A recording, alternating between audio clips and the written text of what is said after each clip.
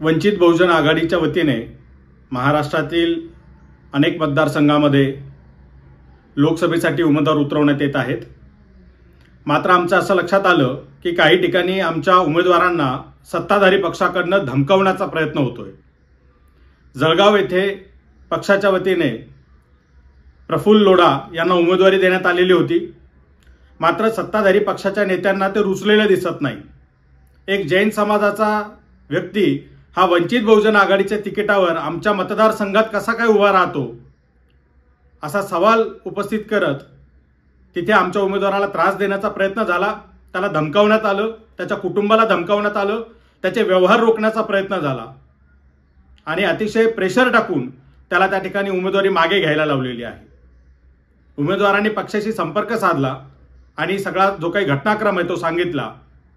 काही गोष्टी या आमच्या हातातल्या होत्या, त्या आम्ही रोखू शकत होतो, मात्र काही गोष्टी या आमच्याही हाताबाहेरच्या असल्यामुळे त्या कुटुंबाला नाहक त्रास नको हा विचार करून त्यांनी उमेदवारी मागे घेण्याचा जो निर्णय घेतला त्याला पक्षाने संमती दिली आणि त्या ठिकाणी दुसरा उमेदवार आम्ही उतरवलेला आहे।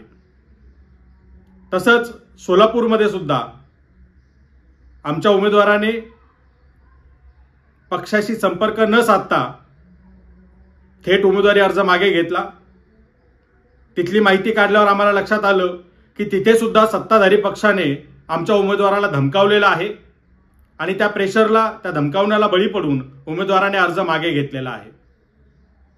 तिथे सत्ताधाऱ्याकडनं जे काही त्याला टेप देण्यात आली ती टेप त्याने माध्यमांसमोर वाजवली, मात्र प्रत्यक्षात दबावाला बळी पडून, सत्ताधाऱ्यांच्या प्रेशरला बळी पडून तो उमेदवारी अर्ज मागे घेण्यात आलेला आहे। अशा पद्धतीनं आमच्या उमेदवाराला धमकावून अर्ज मागे घ्यायला लावून या पद्धतीचं गलिच्छ राजकारण जर इथला सत्ताधारी पक्ष करत असेल तर त्याचा आम्ही तीव्र निषेध व्यक्त करतो आणि त्यांना सांगू इच्छितो की वंचित बहुजन आघाडी हा लढाऊ बाण्याचा पक्ष आहे, हा प्रामाणिकपणे जनतेचा प्रश्न घेऊन लढणारा पक्ष आहे। अशा कितीही धमक्या दिल्या आणि धमकावून उमेदवार मागे घेण्याचा प्रयत्न केला तरी सुद्धा वंचित बहुजन आघाडी थांबणार नाही आणि इथली RSS BJPची सत्ता जी आहे ती उलथवून टाकल्याशिवाय राहणार नाही हे त्यांनी लक्षात ठेवावं।